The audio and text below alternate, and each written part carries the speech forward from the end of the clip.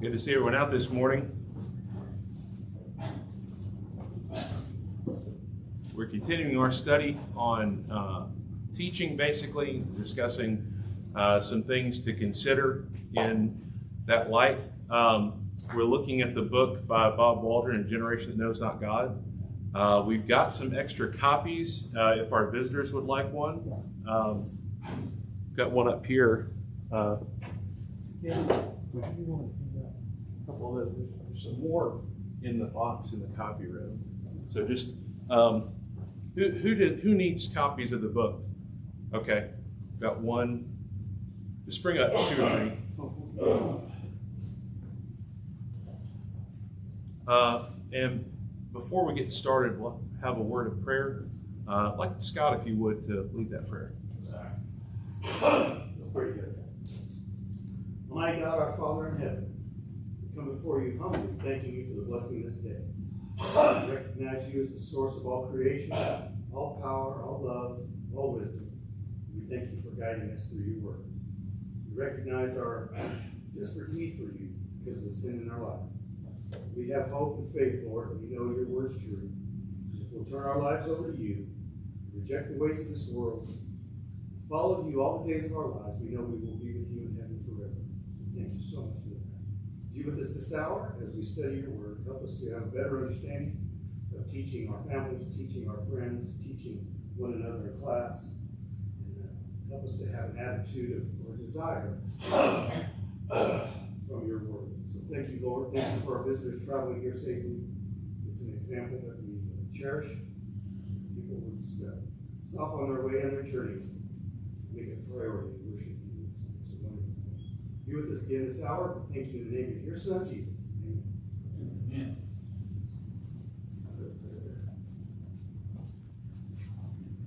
All right. So, as we talked about last Sunday, and we just continue to think about this as to why we're doing this study, because this is not a typical, auditorium class, right? We're not going to typically, and in a larger congregation, sometimes you have these kind of classes, as they say, like side classes, classes that are separate from the auditorium. But part of the reason we're doing this here is mainly because we really have a dearth of teachers. We've got a lack of teachers in this congregation. We've got certain duties that I think there are a lot of people that are willing to do, and that kind of trickles down. There are some others that we just don't really have that many that are willing to help out with certain duties. And I think going through this is going to really help us to, as we talked about a lot last week, self-examination is really a huge key to teaching the Bible, to understanding that this story is worthwhile. And it's not enough that I just get a little bit here and there. It's not enough that the preacher teaches the word. It's not enough that I hear the word preached through YouTube or podcasts or whatever. I need to be teaching the word myself. I need to know the Bible story. And I need to know the Bible story in such a way that I can tell it to someone else in a compelling way that will garner their interest. And one of the things we talked about last week is just the fact that this is going to affect everything that we do. And I know this is, for the sake of our visitors too, I know this is not reserved just to hear. But you have congregations where whole generations have been lost. And we have to face that issue head on and admit what has happened. Because at the end point, what we have to admit is that those generations have been lost because of the lack of willingness of brethren to teach effectively. And really at the core, at the base of that is the parents.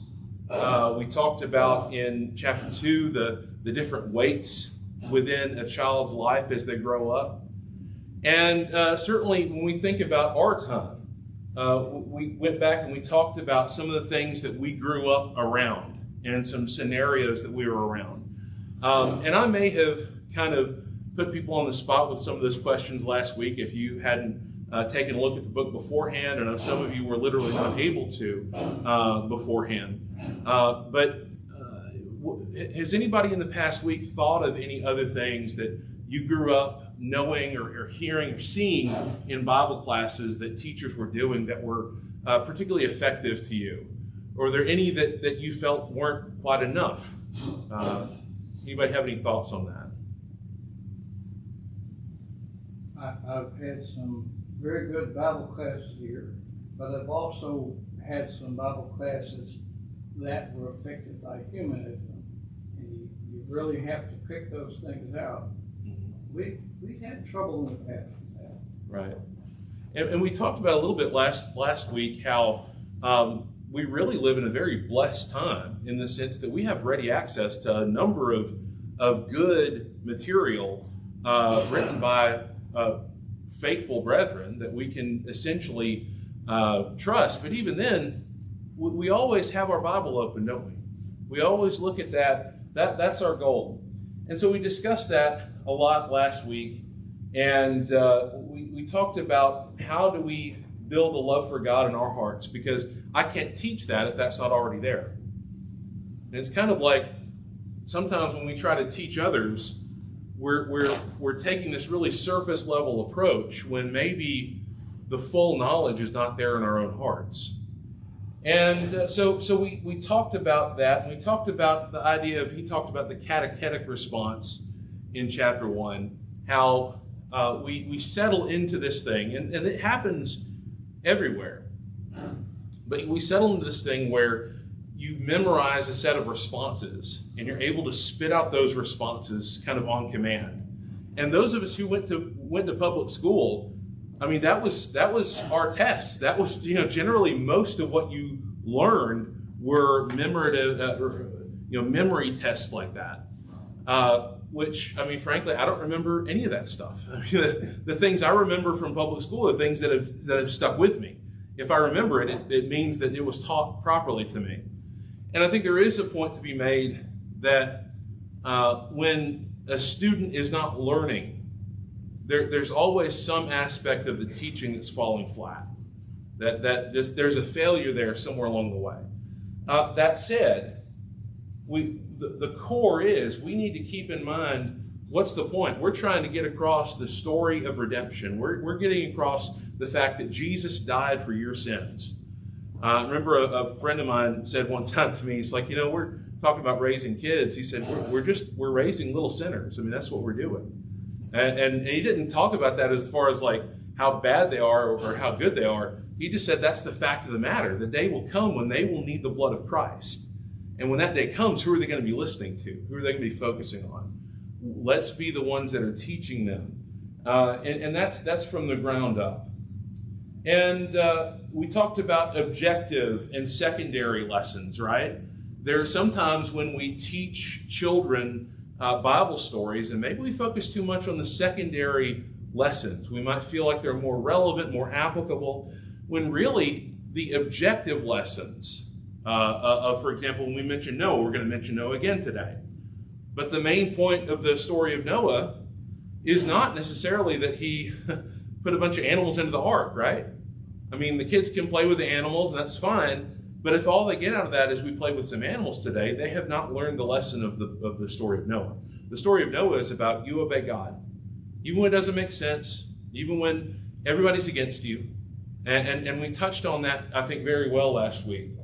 I want to go back to this slide because I think this breakdown, and I'm not the best math guy, so I want to say too, if I got my numbers wrong, let me know.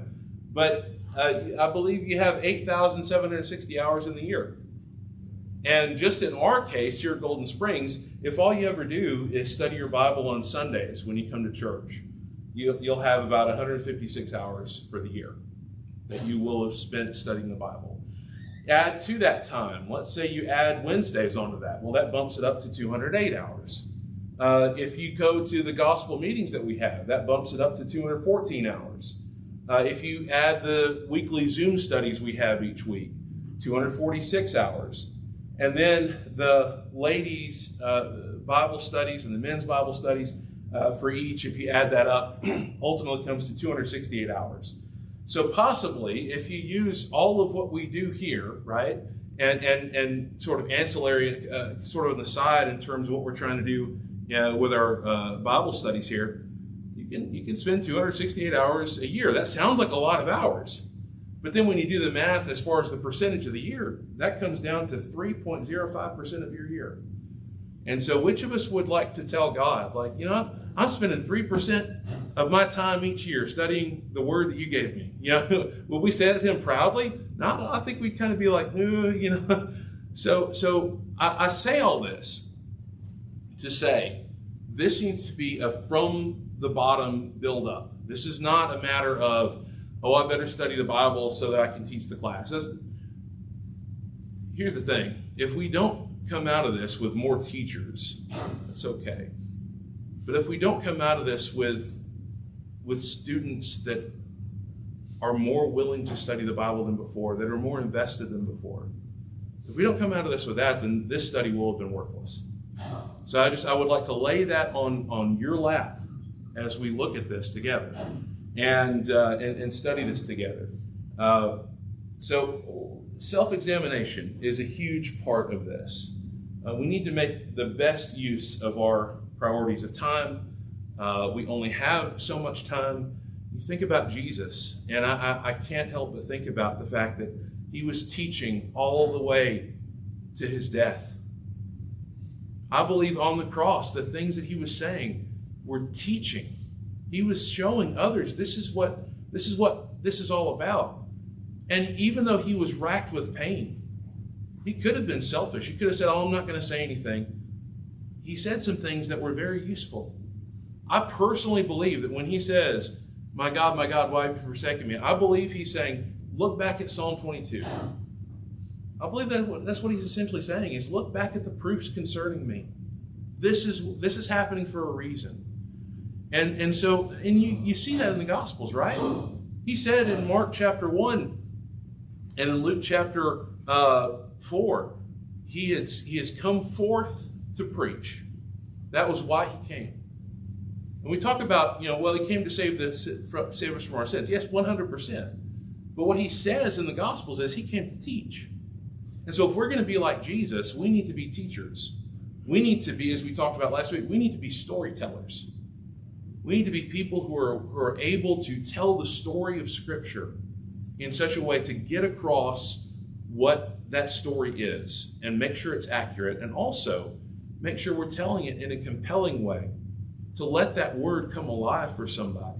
And it doesn't come alive through what we're going to talk about today, through the idea of being quote unquote relevant. The point we made, I think, in the first two chapters was that what could be more relevant than what God has left us? We talk about the ways that some Bible stories are adapted and how sometimes they try to infuse drama into those stories by adding things that the Word just doesn't have. And it's frustrating in a way, because you think about if they just told the story like it was. Like, to me, if they just told the story of the Exodus like it's written in the book of Exodus, I think it would be way more dramatic. Instead, they want to make up this thing like Moses. Anybody see that movie, Prince of Egypt, back in the 90s? They have this whole add-on to the story where he doesn't know he's a Hebrew, and it's this big twist for him. And this, no, the Bible says he knew all the time he was a Hebrew. And you know what? That actually makes the story more dramatic, because that tells you there's been some things he's seen all throughout his life that has shown him how his own people are being treated. And the amazing thing about that story, too, is you get to realize, you read between the lines in the Scriptures, and really it's not just between the lines. Stephen talks about it in Acts 7. Moses wanted to free his people before he even went to Midian. Thank you. Before he even went to Midian. And that was why he killed that Egyptian. He was about ready to lead an uprising. But you know what happened? The Hebrews didn't want to follow him. Are you going to kill us too, like you killed that Egyptian? And see, that's more dramatic in the sense that it's real. And that's the thing. We're not telling a story to make people feel good. We're telling people a story because it's true. So, we need to be teachers according to the Bible. But as we mentioned last week, teachers are not going to do it alone. Children are not going to learn everything they need to know about the Bible through Sunday morning and Wednesday night classes. And so what do? All the things we talked about with the failings that we have of teaching and losing generations. I don't want it to come across that I'm saying that is squarely on the shoulders of members of a local church. Rather, that is squarely on the shoulders of the parents that raise those people.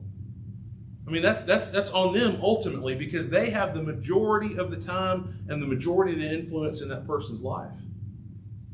And the flip side is, as we talked about, that it's tough when we think about how when someone's lost like that, and the parent may blame themselves. And I like what he says on page 16, where he says, at this point, someone may be feeling discouraged. What's the use of trying? I've already failed in so many ways. Maybe parents who have lost children, maybe you feel that way. Maybe you think that sometimes. But I like what he says. He says, mistakes of the past cannot be erased completely. God will forgive us. And he says, some failures I can't change. That's sad, but is giving up the answer?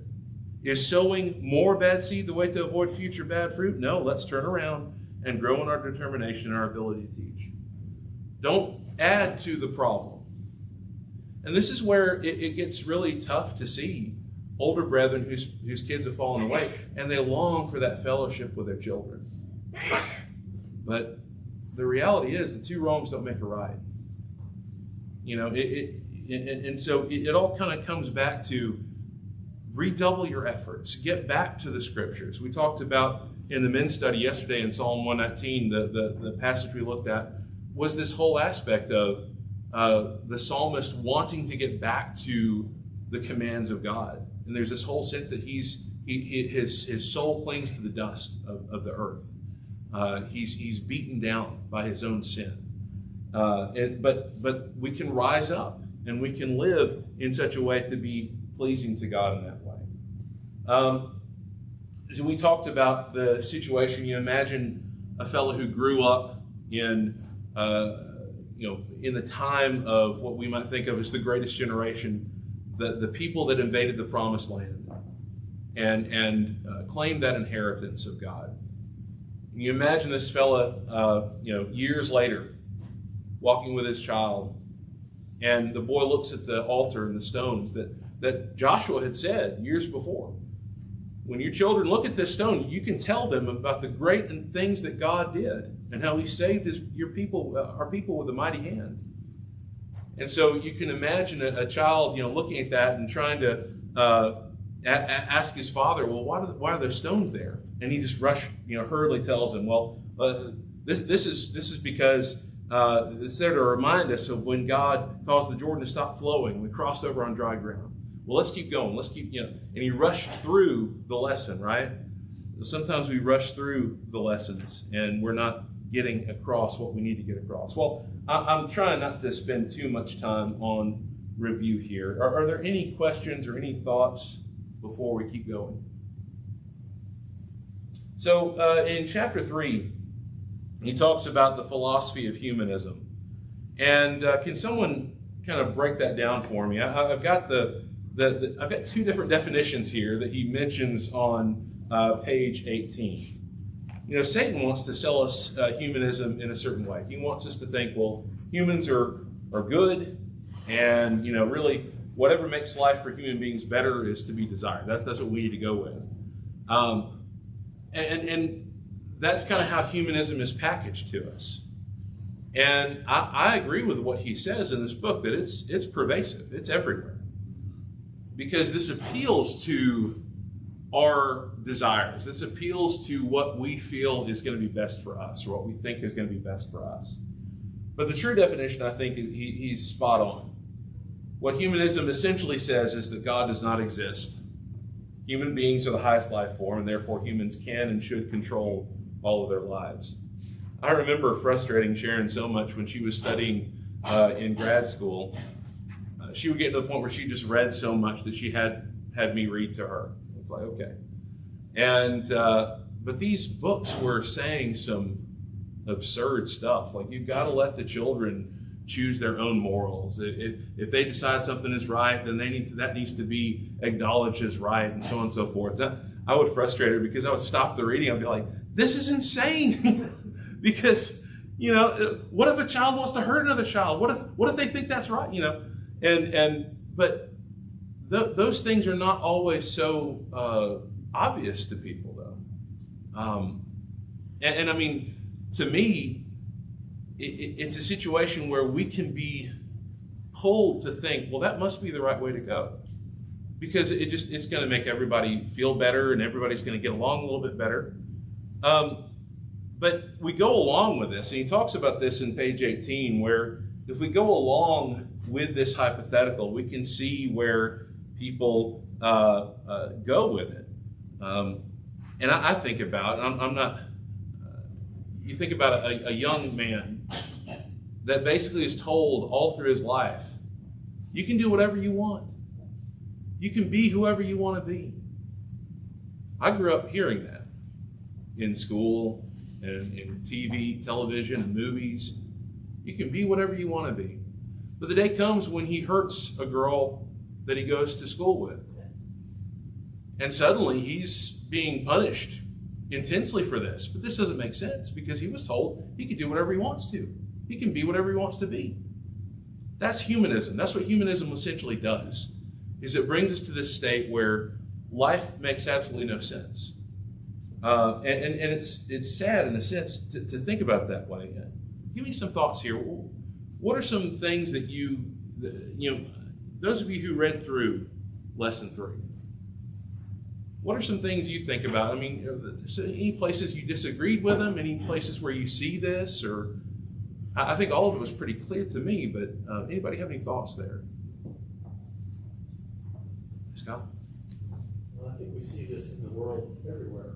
It's really just lining up forces. It's God versus everything else. So, which is the devil's way. And of course, nobody's going to come kicking in the door, trying to change things. In a wind, it's done chipped away. It's chipped away at, chipped away at, chipped away at, and it's a big manipulation. And we know that's how the devil works. So it's not surprising. I understand, and I agree with what he's saying in here. But I guess it's good to be aware of it. Yeah, and I think what he brings us to is he brings us to the point where we sort of start to understand we've got to be able to identify where this is kind of leaking in. And we certainly want to, this is why it's so necessary for us to make sure with the materials that we use that it's trustworthy to some degree, right? What are we doing with a lot of our, I mean, sometimes with some of our hymns, do you ever notice this? We're kind of trying to sing around the Calvinism. We're trying to kind of, but we know it's not that way, but we're going to, we can sing this in a certain way. At the end of the day, we know what's true and we know what's right. And it's necessary that we kind of look at this in that way. One thing that this made me think of in terms of humanism and religion, the fact of the matter is a lot of this stuff has been taught in the denominational world for over 100 years. Many seminaries in this country have basically produced people who don't really believe that the Bible is the authorized Word of God. Now, the interesting thing is, like 120 years ago, if they were to go back to their little towns they came from and taught exactly what they had learned at seminary, they'd be tarred and feathered and run out of town. And so a lot of these preachers and so on and so forth, whatever they call themselves in these faiths, just wouldn't say it. It became a very like esoteric kind of thing, like inward knowledge versus outward knowledge. I'm going to teach something different to the people than what I really truly believe in my heart, which is, we know that's wrong in so many ways. But again, if we fall for Satan's lies, that's what we start to think. Even if we think, well, yeah, and this is what I saw growing up. you start to think over time, the more you listen to Satan, the more you start to divide this out. You start to think, well, the stuff I learned at public school, well, that's reality. That's the real world. But then at church, I learned about this other stuff that just, it might be true, it might be not. So some mixture, and the popular phrases that kids are hearing as they're growing up. The Bible has been translated so many times into various different languages, and it's been so translated over and over that there's no way to know what it originally said. This telephone game kind of theory. Absolute trash. Absolute insanity. Because we can go back and we can say, no. There's Greek text that it all comes from, okay? And that Greek is a language that's a dead language. We can know what the meanings are. The meanings don't change over time. And the benefit there is just so incredible to note that. But to come back and say, well, it was translated so many different. Well, yes, translated from the original Greek. We need to make sure that we know these things. And one of the things that comes to my mind too is there are a lot of things that, for example, a preacher may know about when he studied for his lesson, right? But he's not going to just literally lay out everything he studied, because you might as well go read a book at that point. It's like if he's reading from the dictionary for every word of every verse, why don't everybody let's just get a lexicon. You can read for yourself. You don't have to waste time. But that's the thing that we all need to keep in mind. As teachers, we need to be more prepared than what we're actually sharing. But I think a lot of what happens is we're preparing just enough to get by. And again, I want to say this class is for me as well. I want to become a better Bible class teacher. I want to become a better storyteller. So hopefully in working together, we'll get there together. So he mentions the seminaries here on page 19. And then I like what he starts to talk about at the bottom of page 19. We are not humanists. That's not what we are. And I think it should be clear from what we just talked about that that's not what we are. And he has various statements of faith here. We believe there's a God. We believe that the Bible is God's word, and that he expects us to obey it. We believe that God will hold us responsible for the way we treat his word, and will reward us according to our works. We firmly believe there is life after death, and that our actions now will determine our destiny in that existence after death. We believe it is necessary for us to pass our faith on to others, because they too will be held responsible for their actions. We believe it's absolutely necessary for us to teach our children to serve God. Therefore, we have Bible classes, and we work hard to grow in our ability to pass our faith on to our students through effective teaching. I want to just pause there and just ask the question: if you had to, like right now, just off the top of your head, would you be able to list Bible scripture references for each one of those points he's made? I think that would be a worthy thing for us to think about and consider. Why do I believe what I believe? Could I communicate to someone else why I believe what I believe? And I'm not even talking about the fact that that would necessarily make us a better teacher to be able to do that, but just to be able to know that, to have that basis there. And he talks about how in the literature that we find that brethren write, they're not humanists either. And so we've got, we're working toward the same goal, he says. But ultimately, we need to make sure that what we're doing factors into that goal, that we're actually accomplishing what we're intending to accomplish. He talks about specialization. Can anybody tell me what that idea is? He talks about science and specialization toward the bottom of page 20. Anybody have any thoughts on that? Scott and Ken. Come to mind just seeing some of the billboards in town where they'll say, next Sunday, Dr. So-and-so's coming, as if that's credential, gives you more credibility than something else. That this person has special, we should take heed, special heed, seminary degree or something. Yeah, I think the best Bible teacher that has a doctorate is never going to tell you that he has a doctorate. That's just my 2 cents. It doesn't mean that it's bad to have a doctorate. It doesn't mean that it's bad to have those accomplishments. But that within itself, that doesn't tell you anything. But sadly, there are a lot of people that they strive for that doctor in front of their name. Kid? More on that is just what school did they get that doctorate from? Mm. That could be the difference between having and out. Right, yeah. On specialization, it's almost necessary in this world to specialize and to get into a specific area because, there's a large number of technologies and fields of study and things like that. I would like to go back to what really concerns me, which is the word that I'm trying to find it while I talk. There was a statement talking about humanism and I can't see if it's so bad. Anyway, they were talking about human beings being the pinnacle of everything. We're about to be eclipsed by artificial intelligence, which is now the PhD level of almost anything we have, and it won't be another 2 years before these things will be smarter than us, and the temptation to worship this technology as God is very concerning to me. Yeah, that might be an issue down the road. I think one thing to keep in mind, we've talked about before, how a lot of that does ultimately come down to who wrote that and what information they're feeding it, right? Well, they're feeding it the entire internet. Yeah. Mostly, I'd say 95% garbage. Well, yeah, there was a time a few years ago where, was it Microsoft that had an AI that just went insane?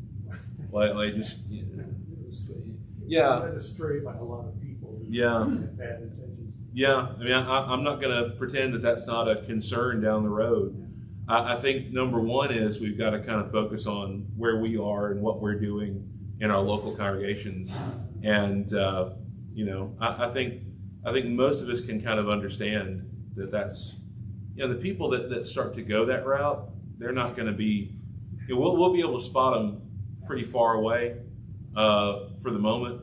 So yeah, It's just, we really need to figure out how to broadcast this in some new way or something. We have to be walking Bibles, which I would Right. like to be, and I'm Yeah. not there yet.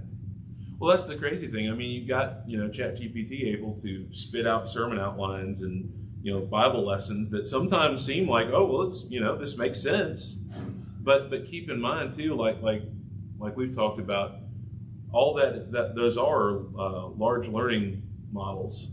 Is that large language models? Yeah, and so the AI is just sort of a marketing term for it, and really it just comes down to who's controlling that code and who's in. So yeah, but I'm not. I certainly understand the dangers of that, which would go along with this whole humanistic aspect. So, and then even then, if it's a matter of like we created AI, well, we're the, as the atheist might say, we're the animals with the biggest brains, but we know we're more than that, Right. and we know that there's regardless of what happens to software, there's no way it can have a soul. It's a machine basically. So, but appreciate that. Anything else? In connection with teaching, I think the point he's making is that we have to have the latest and greatest ability to try to quote unquote reach the students rather than just having simple Bible knowledge and being able to tell the story that's told in the scriptures. Yeah. We're fashioning everything to be conformed to the human rather than fashioning the human to be conformed to God. Good. Well said. Yeah, and that's the thing too. And I think what he's discussing with specialization, we actually have in the world. The world seems to be moving, not necessarily moving away from specialization, but I think the time will come when a more generalized ability is going to be more helpful. Because right now you've got all these different departments that are in the basic business of creating a car. But, no one person is going to know all the ins and outs of how every single system of that works. 60 years ago, you could open up a Chevy truck and work on it super easy. But now you open up a truck from Japan or something, and there's all this stuff in there, and you know that there's a way to get the fuel to where it needs to be, and that's all, provided. But you wouldn't know from top to bottom exactly how every one of those systems work, unless you were to take your whole life to. You think about it too, with the cell phone. I could spend my whole life making a cell phone. It would take my whole life to literally from scratch to this, because you've got to have the hardware, you've got to make the operating system, you got to create the software, you got to do all this. You can't spend your life doing that, and so people specialize. But when we talk about studying the Bible and teaching the Bible, there is a sense where we need to strive to know everything we can about every part of it.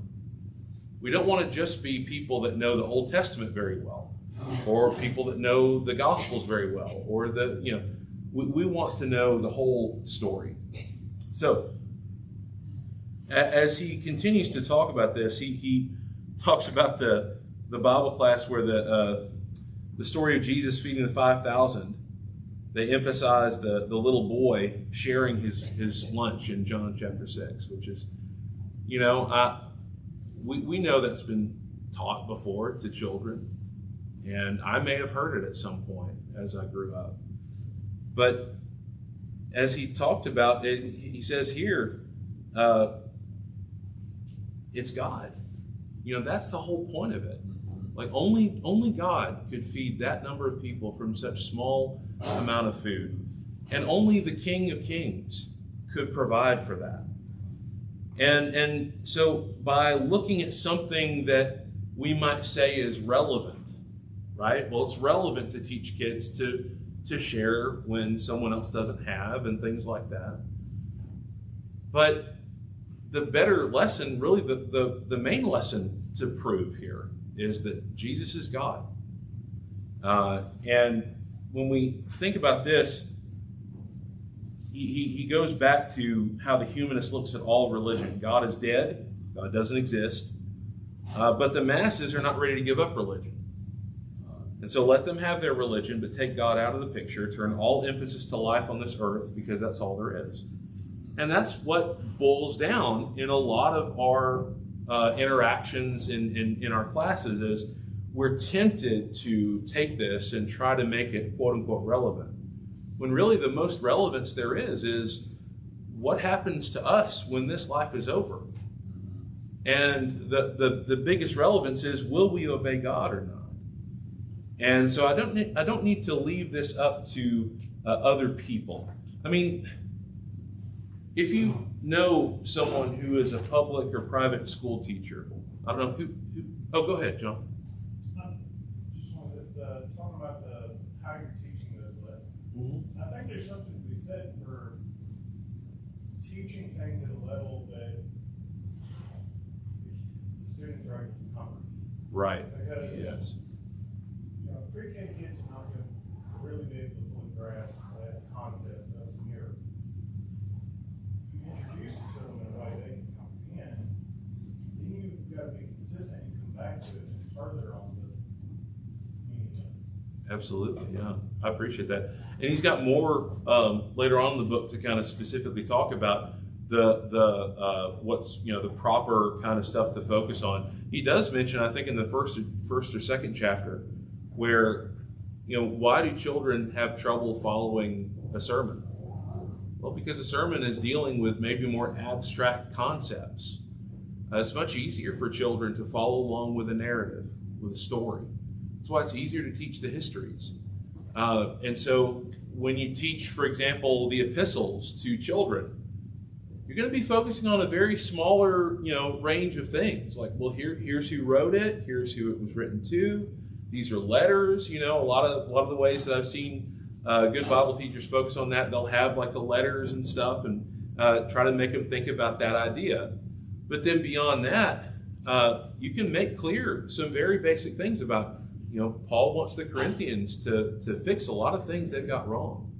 Or, Paul wants to encourage the Philippians in serving God and say, you're doing a good job, keep doing it, those basic things. So I appreciate that, because we want it all to be proper for the age level.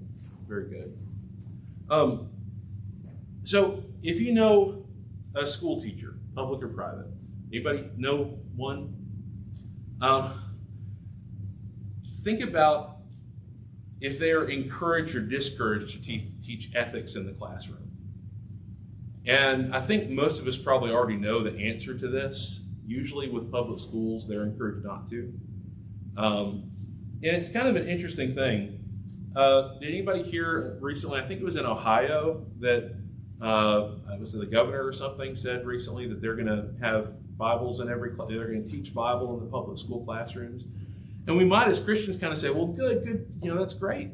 And I don't deny that. I think that is a good thing. But then you also kind of keep in mind that children are not going to get their foundations for right and wrong in the classroom, regardless of whether the Bible is taught or not, because sometimes, I would say probably 90% of the time, if the Bible is taught in the classroom, it's still not going to be taught completely accurately. And so you have that aspect of it going on as well. The answer for these things is not going to come from any teachers anywhere. The answer is for the parents to teach in the way that God wants them to teach.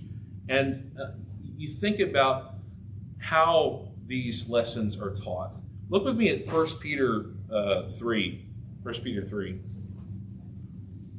I like how Brother Waldron talks about the relevance of the story of Noah. And I think it's powerful that he goes to 1 Peter and 2 Peter to discuss this, because it's very easy. And this is what happens is people will teach Genesis as an allegory.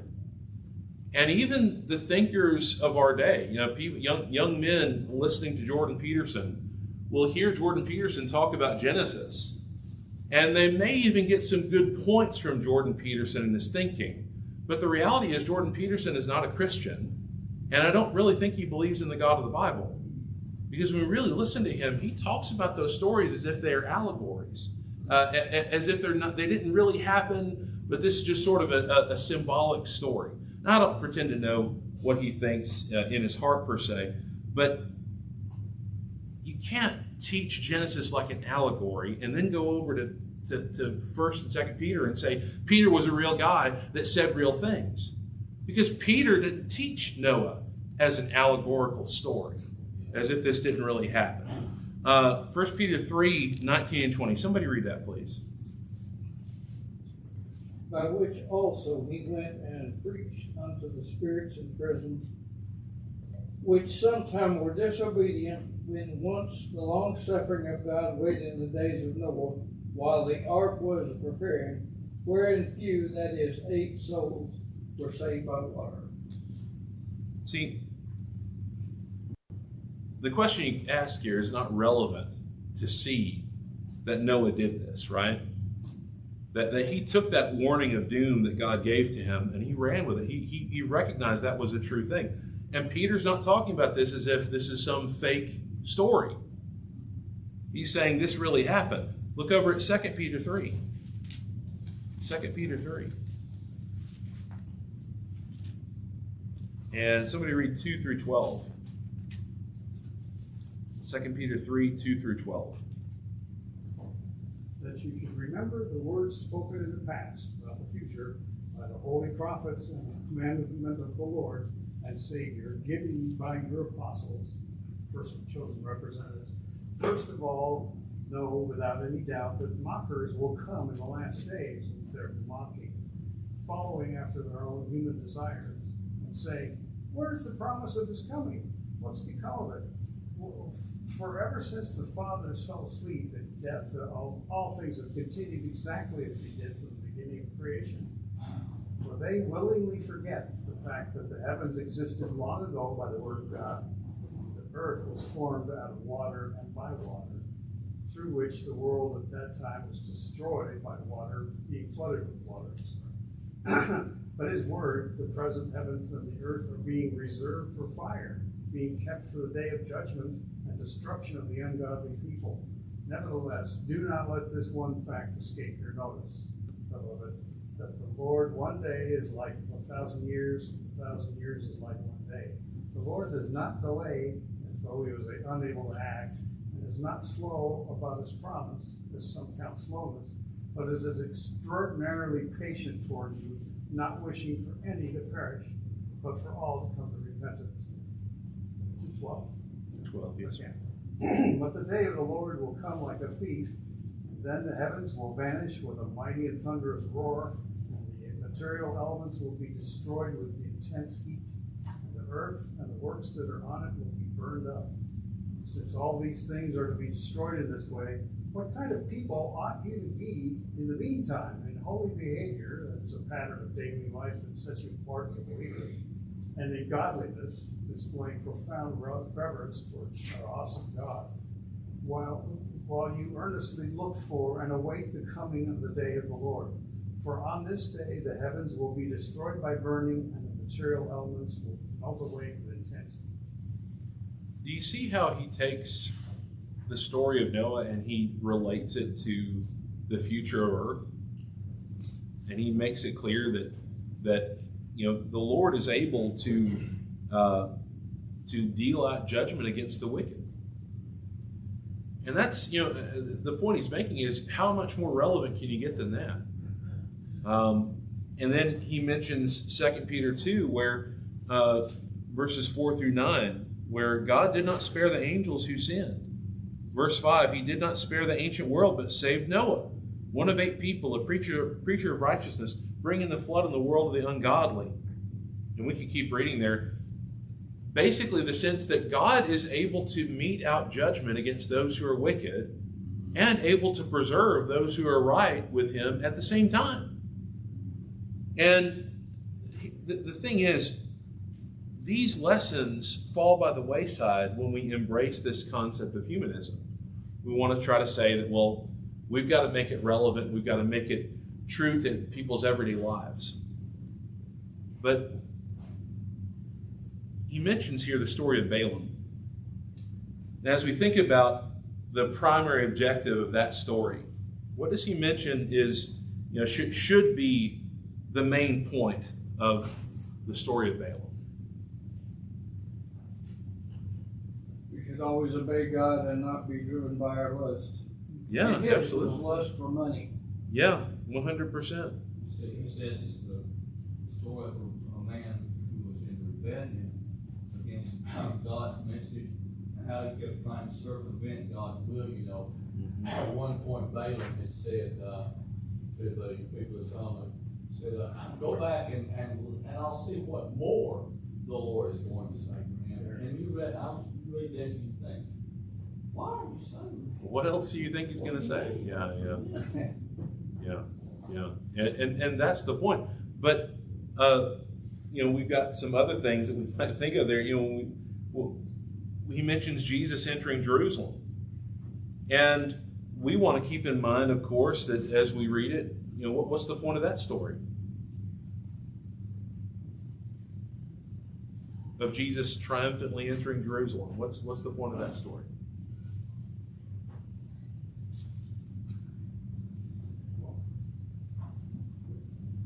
Fulfills prophecy for one.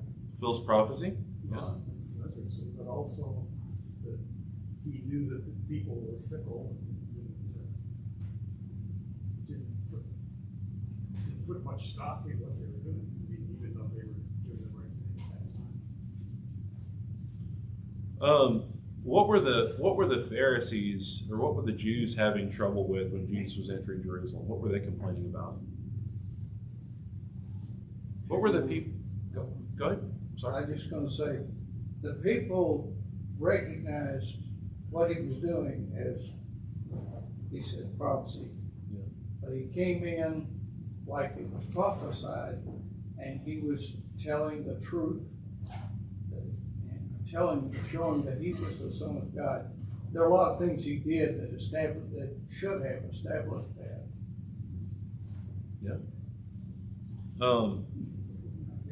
Well, I'm just kind of focusing on the fact that, the Jews wanted him to silence his disciples, right? Right. And he says, if I silence them, the rocks themselves would cry out. And why was that? Well, the king was entering the town. And that's what he mentions here. He rides in the city as the king. Even though he looks like anything but a king in many people's minds. He is the king. And, so he talks about that aspect. He mentions also Korah, Dathan, and Abiram. Go back to Numbers 16, Numbers 17. What's the whole point of that story? What did they do? They rebelled. They rebelled. They rebelled against God, right? And Moses said, "You'll see tomorrow what the truth is concerning this." And God swallowed them up into the earth. And then Daniel in the lion's den. What's the point of that story? He served God in the face of severe persecution preserved by God through a miracle. Yeah.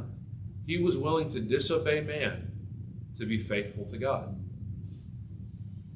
Even to the point of death. And then Abraham leaving Ur of the Chaldees. What's the main point we want to get across with that story? Obedience to God. Obedience to God, doing what the Lord says. Faith, being willing to leave everything that's comfortable in that way. Yeah. A lot of that comes back to it. So I think those are all like primary objectives. But then we might think about secondary objectives. I want to talk about this in a couple of ways, because he's got some examples on pages 22 and 23 that I think pretty clear this is actually not a good idea of what to teach in a Bible class. The point, we've talked about the animals, the pretty pictures of the ark, but with the story of Balaam, sometimes people might teach, Balaam shouldn't have beaten his donkey. That's just what he shouldn't have done. And you take a step back at that and you think about, that's a good lesson, isn't it? Children don't need to hit their dogs or their cats or their animals or anything like that. We don't want that. But is that the main point of the story of Balaam? No. And we really do our children a disservice when we focus on that versus what the true point of it is. And there are ways to teach that true point that are appropriate for their age level. It's really necessary for us to see it. I want to just say this too. There may be some spots in the Bible that, for example, we're going to have a hard time teaching children about. It's hard for me to teach my boys about the story of Judah and Tamar. I'm not going to go into the details of that. But I may just be able to say, Judah did something really bad. And you have Amnon, a story. Yeah, the story Amnon and Tamar, I think, is what I'm thinking about. Yeah, sorry. So you can generalize that without going through all the bad details of it. But I think it's still necessary for us to try to teach those things and make that clear. What about Jesus entering Jerusalem? He mentions a story in a Bible story book, says the donkey Jesus remembered. And I guess, I don't know what exactly he's talking about. I don't know if it's a story where Jesus had known this donkey beforehand, so he tells his disciples, "Hey, go get that donkey. I remember him." Which is that's not even a good lesson to teach. That's just not accurate. That's just not true. Korah, Dathan, and Abiram, they were really mean to Moses, weren't they? They were so mean to Moses. And they just didn't like Moses. We need to be nice to our friends, don't we? Well, that's true, but that's not the point of that story. Daniel in the lion's den. He talks about this whole thing about how Daniel, in the way that he is shown, was kind to a carnival lion one time.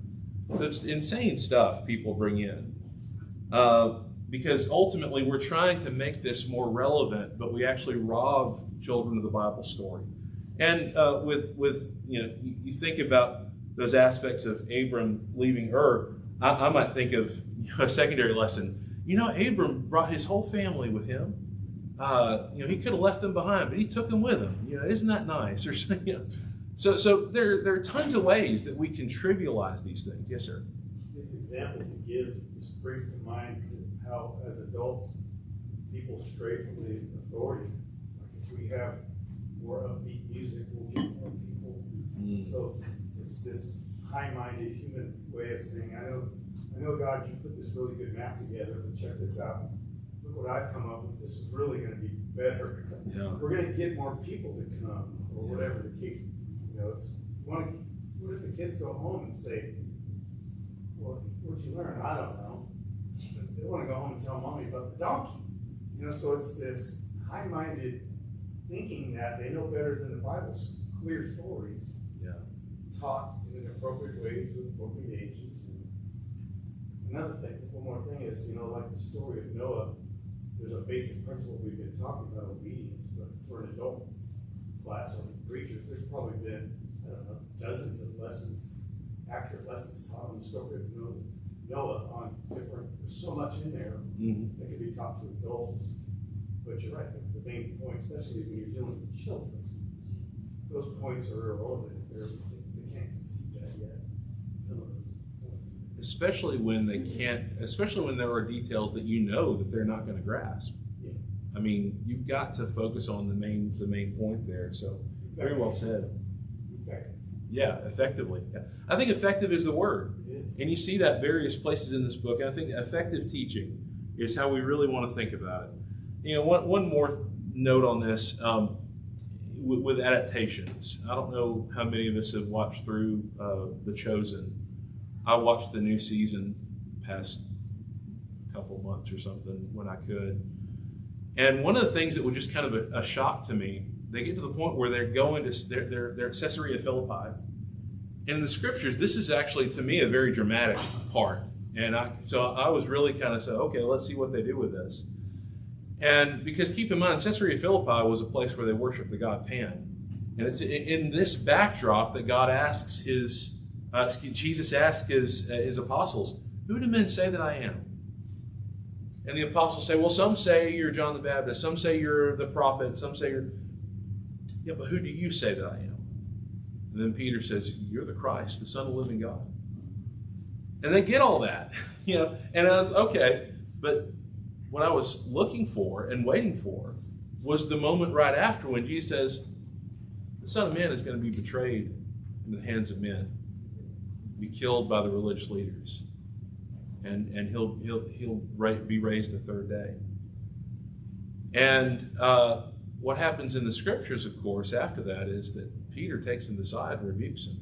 Says, Lord, this is not going to happen to you. They didn't have that in The Chosen at all. They didn't have that scene. And I was kind of floored by that. I was like, again, it's kind of like if you just tell it the way that it's written, it's dramatic to me because we do that. We say things where we get it, right? Peter got it. But then directly after, he just completely dive bombs. It just does not get it at all. Makes it clear.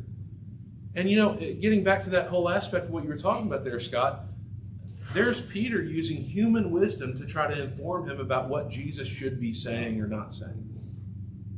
That human wisdom means absolutely nothing in the grand scheme of things. It's foolishness. And we need to listen to God, even if we don't like what we're hearing. And that's what it gets to when you read the Gospels. I just personally view it sometimes when they're making that final trip to Jerusalem, I think about it as probably pretty quiet. Because you can read in the scriptures that they're afraid to say anything. Because they know they've been warned 3 times already that the Son of Man is going to be killed by the religious leaders. So I say all that to say that we need to be very careful with such things. And we need to be willing to identify those things. I'm not saying that we can't watch those adaptations. Some people come to that conclusion, and I fully support that. If you feel like, well, I really can't watch The Chosen because I watch The Chosen, then I read the Gospels, and that's just in my mind. I'm thinking about those actors. I get that 100%. I heard the same thing, when the Passion of the Christ came out, and I think that's all valid. But I think if you do watch those, watch them skeptically, because The Chosen in particular, that's a show that's all about trying to fill in between the lines. The whole show is about that. There's very little about it that's actually an adaptation. It's really just all added stuff. And I don't say that to condemn it. It's interesting to some degree, but it is what it is. But so we want to make sure that we're teaching the Bible story the way it's taught, the way that it should be taught. He mentions working up your own materials on pages 23 and 24. Anybody have any thoughts on that section? Anything you considered? I didn't make any notes on that because I really think it's pretty self-explanatory. Making sure that we're using materials that we can have, or making up our own material, sometimes actually a lot better, where we can actually emphasize what we need to emphasize for the class we're teaching. But anybody have any thoughts on that? Yes, sir. We kind of do that sometimes in our adult classes, where we'll take a book that somebody's put together. We know this person, we know their material, we're confident, and we study it, and we still kind of use it as a guideline, and kind of come up with our own points to be made within the material. Right. But I think that's important too, is we don't lean on prepared books. They can be very useful. Yeah. And we just, at this point, we've come up with a group that we're very comfortable. We know what they teach, and even then, some minute points we may think, well, I'm not sure I completely disagree with so and so on that. Not that it's a huge, very important point. Right. Otherwise, we wouldn't use material. But so anyway, it's nice that people have prepared these for us to use, but it's perfectly fine to get a notebook and open your Bible up and just study too. So Yeah. it's okay. Yeah, and personally, I kind of feel like that's why a lot of Bob Waldron's material is so unique, because you read through his books and they read like commentaries, basically. And they're not the traditional kind of workbook kind of thing, which appeals to me from the standpoint that it encourages you really to make your own material and to take it that direction. But I agree wholeheartedly.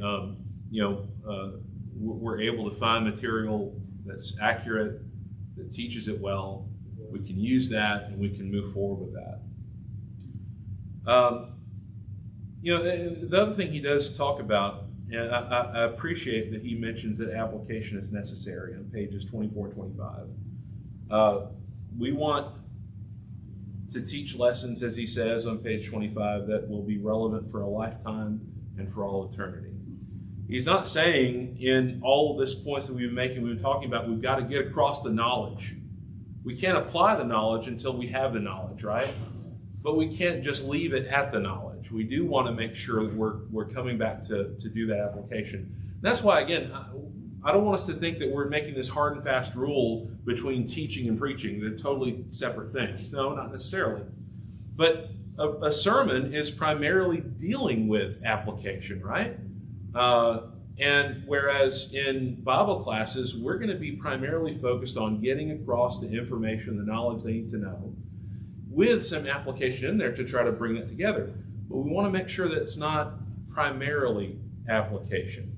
We want to make sure it's all together in that way. Again, teaching effectively. He mentions on page 25 the sermons found in the Bible and what Peter preached on Pentecost, prophecies of the Old Testament, and what Stephen did and how he taught, how prophets and teachers through the Bible, they put their emphasis on man's relation to God and on the mighty works God has performed for man. We really have to settle within our minds that I need to be willing to teach, no matter what my place in life. We need to see this problem, because if we don't, then we're going to see more generations lost as time goes on. And we need to continue to work on this, to consider these things.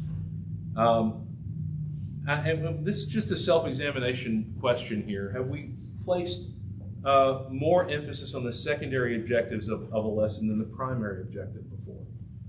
I know that I've been very tempted to do that with my boys, because sometimes when you're not getting that main point across, it's actually easy to default to the easiest lesson you can grab in that moment, right? This is a consequence of not knowing the word well enough and not being able to make the connections that we need to make. And humanism, certainly is something that we are looking out for in that, because it exacerbates this problem and makes it worse. And so that's why we look back to, when we look in chapter 4 here, to go back to the Bible story. We've got about 8 minutes here. I would like to just quickly run through, let me see if I can get this full screen there. Some of you have seen this presentation before. I did it on a specific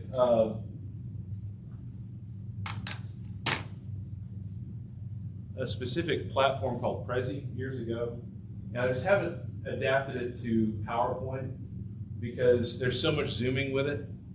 But I try to run through this with people, and some of you have been through this with me. And this is really a presentation of the Bible story from beginning to end. And we need to be able to do that. We're really primarily talking about the 17 time periods with this. And as I run this through with people, I say, that what's the Bible? Well, the Bible is God's Word. It is the story of Jesus. It's 66 books divided into 2 testaments. And testaments mean messages left behind for the sake of the kids that might be there. And then we talk about the message of the Bible. The Old Testament is all about Jesus' coming. You have 39 books in the Old Testament. 5 books of law, 12 books of history, 5 books of poetry, 5 books by major prophets, 12 books by minor prophets. The message of the New Testament is that Jesus is here in the Gospels and that Jesus is coming back in the letters to the Christians. And of course, we talk about how the Gospel is good news, the good news of Christ. And so we have the New Testament arranged there. But here are 17 time periods. And we've run this through before, and we might at some point, if we ever do the 3-cycle approach that Bob Waldron talks about, it might be worthwhile for us to recite these time periods together. I don't have the time to run through all of this today, but I hope we all kind of understand the necessity to know this story. Hopefully next time we can run through some of this and then move forward into lesson 5. Anybody have any thoughts or any questions before we finish up today? We've got a good bit of time here. Well, we have instruction in the New Testament that we should. I'll read what's on my mind. It's in Philippians 4, about verse 8, which is familiar to just about all of us. Finally, brethren, whatever things are true, whatever things are noble, whatever things are just, whatever things are pure, whatever things are lovely, whatever things are of good report. If there's any virtue and if there is anything praiseworthy, meditate on these things. Now, that sounds really nice, but you've got to know what all these things, what God considers good and a good report and all that. You don't go out in the human world and try to find out, because you look around you and see that some people don't even follow that philosophy at all. We have to look into God's Word to find out what God thinks is good. Yeah, you're not going to, this isn't just going to settle into you automatically. No. It takes work, it takes effort, but it's effort that's worthwhile for all of us. You look at the congregations out there that have not lost generations to the world, right? And you can see good congregations out there that are strong, right? And we might ask, well, why isn't that happening here? Well, it might mean we just need to redouble our efforts. Now, I want to say again, like, it might be that we do all we can and we still lose the majority of the people, right? Yeah. But the reality is, at least we will have been benefited in it. The teacher always learns more than the student. And so in that preparation, in being ready to teach, I am benefited much more than I was before. So I appreciate those thoughts. John? I don't know if I can express this fully, but when he's talking about humanism here, it feels like a big movement kind of thing. I think we really face a much more subtle kind of humanism in our day to day, especially in the country we live in and in the region we live in. We live a life that's obsessed with freedom and individuality. We call things rights, they're privileges. And especially when we get into the politics of things, where it's very easily to get off in the weeds talking about the government in a way that biblically is quite disrespectful and against what we're taught. And God is seen, can be seen as more of a great enabler than a ruler. God is love, God is great, but we leave out all the punishment and everything else. Yeah, we want to understand. It's just humanism. Yeah, we want to understand everything about him, don't we? And we don't want to accept the false messiahs that are being pushed on us by the world. I appreciate that. Yes, sir. A friend of mine from college, Don Truax, Bob County, does a little bit of this. He had a point in the sermon I've never forgotten. He said a lot of people this day kind of want to think of God as being kind of like your good old grandfather.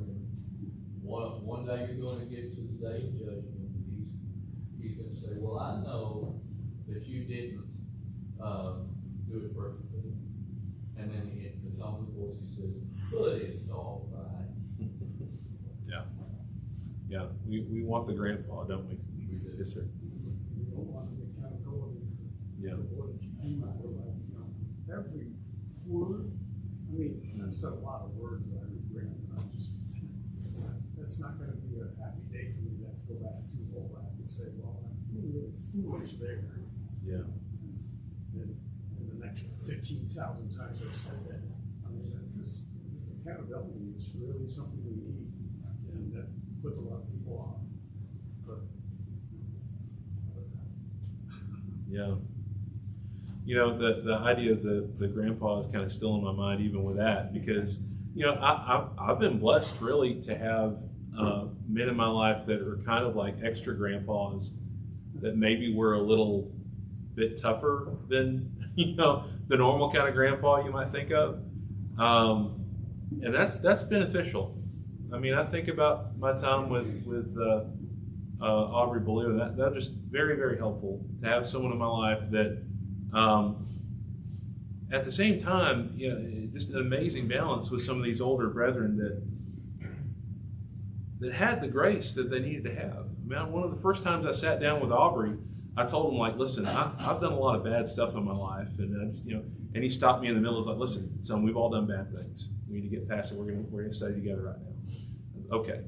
And it was very helpful. But then on the other end, he held me to task on certain things. It was just very helpful for me coming of age to think about that. And I say that to say this, we can all be that person to somebody. We can all be that person to somebody that says, hey, this story means something. And God did all this for you. He did all of it for me. And you think about what God has accomplished, and you think about how you can help shape the life of a young man or a young woman growing up. And think about how, what good is it going to be if you never really teach them what's true? What good is it going to be if you can't ever say anything to them about this or that? He talks about later on in the book about scolding a child when they left their Bible at home. right? In the Bible class. And I know a lot of us would be uncomfortable with that thought. And especially in this age where we get afraid, we're people get terrified of offending the parents and so on and so forth.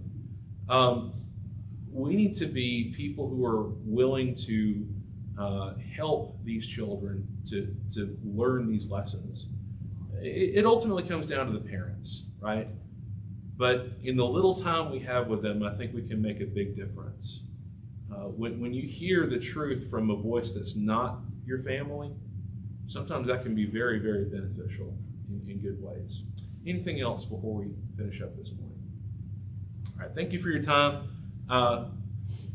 We will resume here next week, Lord willing.